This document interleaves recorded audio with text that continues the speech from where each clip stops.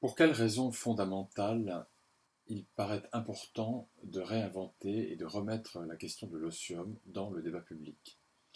Alors la crise que nous sommes en train de traverser a beaucoup bouleversé quantité de choses, mais en particulier notre relation au temps.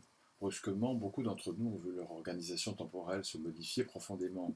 Ceux qui ont été mis en chômage technique ont disposé d'une quantité inédite de loisirs, et à l'inverse, ceux qui ont été placés en télétravail ont souvent vu leur temps libre fondre comme neige au soleil, surtout s'ils avaient des enfants dont ils devaient s'occuper. Dans ce contexte, on a bien vu que cette abondance ou ce manque nous a conduit à apporter un regard inaccoutumé sur ce temps pour soi, ce temps qui n'est qu'à soi, ce temps que l'on doit pouvoir utiliser absolument comme on l'entend. On a bien compris que ce loisir n'était pas seulement un accessoire, mais qu'il renvoyait une partie importante de notre relation à l'existence. Non une simple soupape, non un simple désir de consommation ou de divertissement, mais en fait, il s'agissait de quelque chose de plus important. C'était une parenthèse précieuse dans le rythme ininterrompu de la vie. Alors à la lumière de ce constat, certains ont pu changer leur jugement sur le loisir, car dans nos sociétés où le travail est un élément central de l'identité sociale, le loisir fait souvent l'objet d'un jugement dépréciatif. Il est volontiers associé à la paresse, à l'oisiveté, au désœuvrement, à l'inaction. Bref, il est rangé du côté de l'inutilité, de l'improductivité. Le confinement a donc pu changer ce regard négatif et revaloriser le loisir. Or, cette réévaluation du loisir renoue avec des origines très anciennes. En effet, dans l'Antiquité, le loisir intelligent ou studieux était considéré comme le moment le plus important de la vie. C'est ce que les Grecs appelaient la scolée, qui est le mot racine d'école, et ce que les Romains appelaient l'otium studiosum. Ce loisir studieux désignait alors un espace de temps où l'individu disposait de toute la liberté et l'indépendance nécessaires pour se consacrer à l'activité humaine jugée alors la plus importante, penser, c'est-à-dire faire fonctionner son intelligence sans limite extérieure à elle-même, penser pour tâcher de comprendre la réalité, pour dépasser les évidences et les préjugés. La scolée et le sium désignaient donc les conditions nécessaires à tout individu pour philosopher, pour atteindre la sagesse, pour construire une vie bonne. Cette démarche reposait sur deux principes essentiels.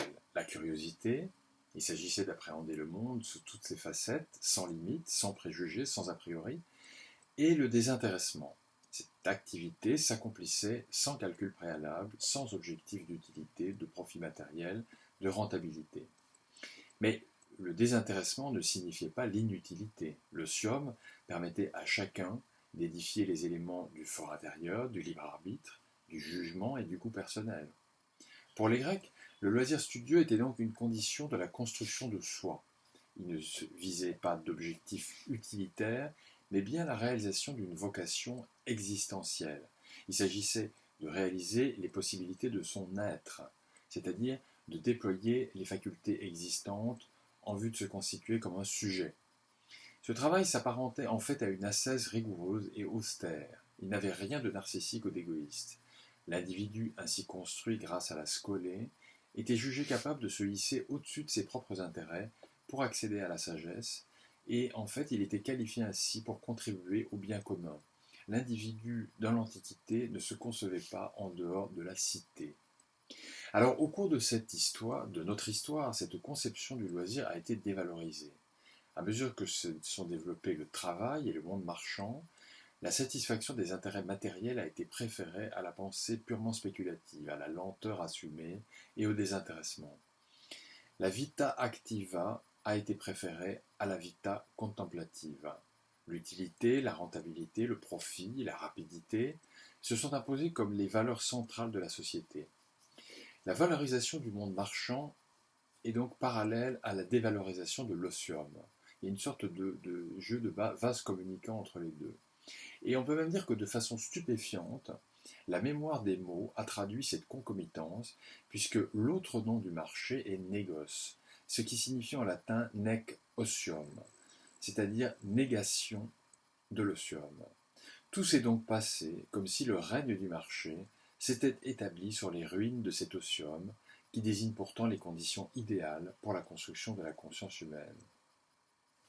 Nous sommes ainsi prévenus par la sémantique des risques liés à l'extension illimitée du domaine du négoce.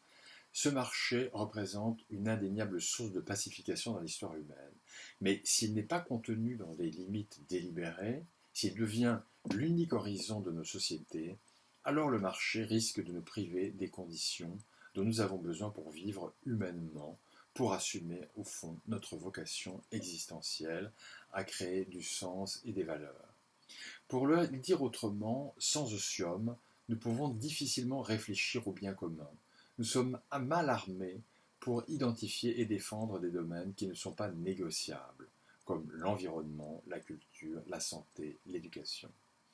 Le loisir studieux n'a donc rien d'un luxe dispensable. Il est même au cœur de la liberté humaine et même, je dirais, de la dignité humaine.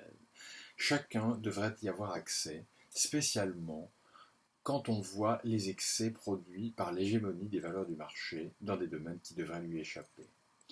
Alors que nous traversons une crise très grave, nous sentons confusément que l'excès de la marchandisation a partie liée avec notre difficulté à penser le sens et les valeurs.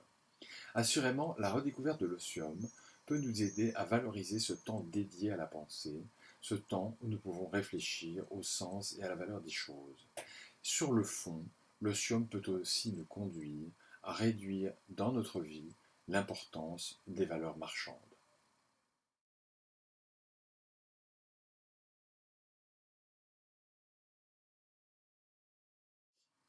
Que proposez-vous aux citoyens pour limiter le pouvoir du négocium et ainsi sortir de ce que j'ai appelé dans le livre en citant Annie Lebrun, la colonisation de nos paysages intérieurs? Alors, la revalorisation du loisir studieux est essentiellement, je crois, une affaire d'éducation. Dès le plus jeune âge, chacun doit recevoir les instruments de sa propre émancipation.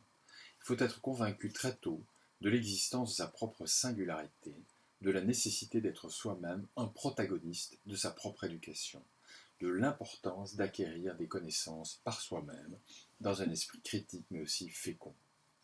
Les principes essentiels de l'osium, la curiosité et le désintéressement, doivent être au centre de cette démarche. Il faut être curieux de tout, sans préjugés. Il faut avancer dans la construction de soi sans objectif utilitaire. Il ne s'agit pas de rentabiliser l'apprentissage, mais bien de poursuivre un objectif existentiel, c'est-à-dire découvrir par soi-même le sens profond des choses et les raisons de sa propre existence. Ce désintéressement est littéralement la condition pour se hisser au-dessus de ses propres intérêts et contribuer au bien commun. C'est pour cette raison que cette démarche n'a rien d'égoïste ou de narcissique. L'école joue un rôle majeur dans l'acquisition de cet esprit d'osium. Les savoirs transmis et l'esprit dans lequel ils sont transmis doivent être imprégnés de ce désintéressement. Tout utilitarisme, toute visée limitative en réduit la portée et expose ces savoirs à l'obsolescence. À cet égard, il faut admettre qu'en France, dès la Troisième République, l'école a été orientée vers une approche plutôt utilitariste. La science est depuis ce temps le domaine privilégié de l'excellence scolaire. Or, par essence, les études scientifiques se situent du côté de l'utilitarisme et non du côté de la quête de sens. La science ne donne pas le sens de la science.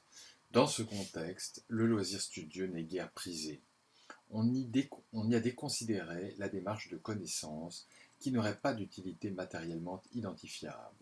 Ce constat éclaire d'un jour assez cru le mystère français du rejet scolaire de l'éducation artistique.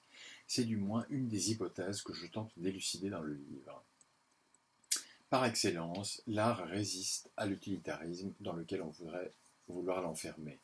Au pays de Descartes, l'école a toujours éprouvé beaucoup de difficultés à reconnaître l'art comme un domaine éducatif essentiel.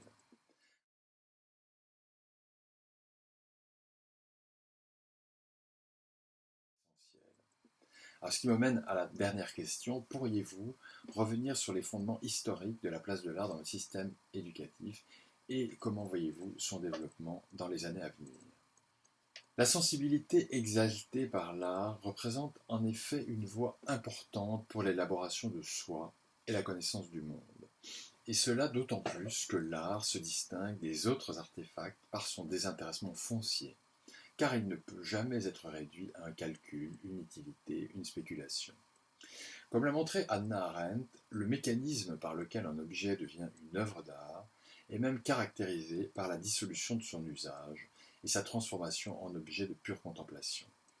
Pour cette raison, le dialogue avec les œuvres réalise parfaitement la situation de désintéressement qui donne toute sa valeur à l'osium et permet, dans l'expérience osiomique, si je peux dire, d'accéder aux plus hautes exigences existentielles. Inutile, incalculable, irréductible, l'art est, écrit Proust, ce qu'il y a de plus réel, la plus austère école de la vie et le vrai jugement dernier. Alors pourquoi est-ce que l'art est le grand absent de l'éducation en France, de l'éducation publique ? Tout commence avec la Troisième République. Au moment de sa fondation, le nouveau régime ambitionne d'abord fort légitimement d'étendre la prospérité matérielle. Sa politique scolaire privilégie donc un enseignement pratique, positiviste, qui fait la part belle aux sciences. S'ajoute à cela un contexte de laïcisation à marche forcée et de grande suspicion pour tous les discours prétendant s'écarter de la rationalité scientifique. Ces deux circonstances ont créé un contexte de défiance vis-à-vis de l'art, considéré comme inutile et donnant une vision déformée du réel.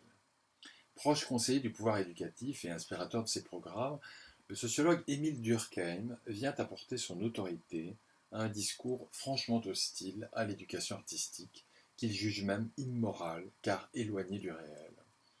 Rarement évoqué, ce fait éclaire pourtant le très faible intérêt de l'école pour l'art. Celui-ci n'intègre ainsi la scolarité obligatoire qu'à la faveur des revendications de mai 68. Cette introduction demeure toutefois partielle, puisqu'elle ne concerne que l'enseignement de la pratique artistique, avec les arts plastiques et l'éducation musicale.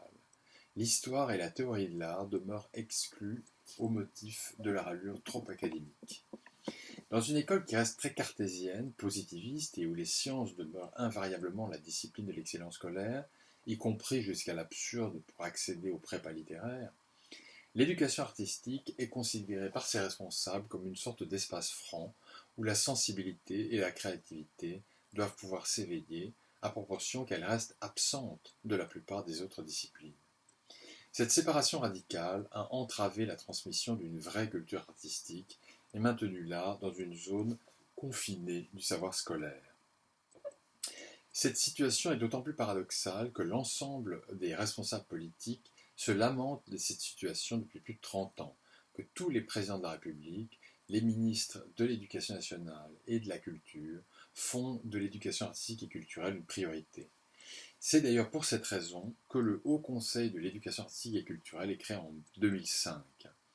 La création d'un enseignement d'histoire des arts en lien avec toutes les disciplines, y compris artistiques, a représenté une avancée intéressante permise par ce Haut Conseil, car il permettait de montrer qu'il était possible d'articuler l'acquisition d'une véritable culture artistique en partant de l'émotion suscitée par la rencontre effective avec les œuvres.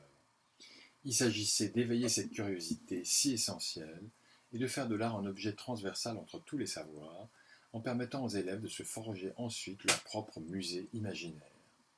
Il s'agit bien ici du principe de la construction de soi osiomique, enchanté par un savoir artistique inassignable à aucune utilité.